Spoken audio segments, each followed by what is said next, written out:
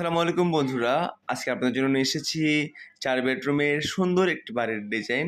যেই বাড়িটি হবে মাত্র ১৩৯৪ স্কোয়ার ফিট, ৩৪ বাই ৪১ ফিটের মধ্যে এই বাড়িটি হবে।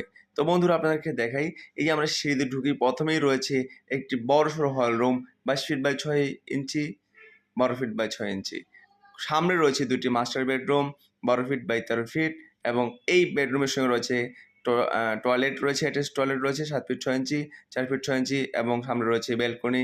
এটার সঙ্গে রয়েছে ৬ ফিট বাই ৫ ফিট একটি টয়লেট, এবং হলরুমে রয়েছে কমন টয়লেট রয়েছে একটি ৬ ফিট বাই ৫ ফিট।